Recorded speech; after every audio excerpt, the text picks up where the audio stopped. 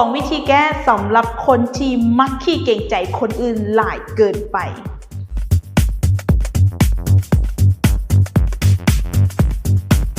ทุกคนรู้ว่าโดยส่วนหลายแล้วคนที่ขี้เกรงใจคนอื่นหลายเกินไปนั้นเป็นคนที่บ่มั่นใจตนเองและเป็นคนบ่เคารพนับถือตนเอง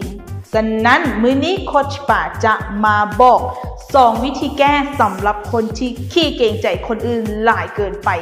1. บอกฮักตนเองทุกๆมื้อตอนเช้าและตอนแลงก่อนนอนตื่นเช้ามาเราต้องบอกฮักตนเองก่อนตัวอย่างป๋าค่อยฮักเจ้า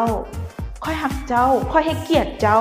ค่อยนับถือเจ้าค่อยนับถือคนอื่นแบบใดค่อยก็นับถือเจ้าแบบนั้นคือกันถ้าหากว่าเราสามารถบอกฮักตนเองแบบนี้ทุกๆมื้อได้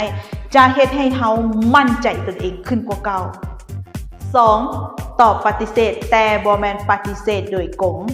ตัวอย่างถ้าหากว่าหมู่ของเราขอความช่วยเหลือกับเราสิ่งใดสิ่งหนึ่งเดี๋ยวเราคิดก่อนเด้อบ่แม่นรับปากว่าเฮ็ดได้หรือโอเคเดี๋ยวจะซอยบ่แม่นเนาะเพราะเรายังบ่รู้ว่าเราจะสามารถซอยหมู่ของเราได้บ่ถ้าเรารับปากไปเราเฮ็ดบ่ได้มันจะเฮ็ดให้เรารู้สึกบ่ดีกับหมู่ของเราเนาะคันซั่นเดี๋ยวคิดก่อนเด้อและก็ไปคิดถ้าหากว่าเราบ่สามารถซอยหมู่ได้เราสามารถโทรหาหมู่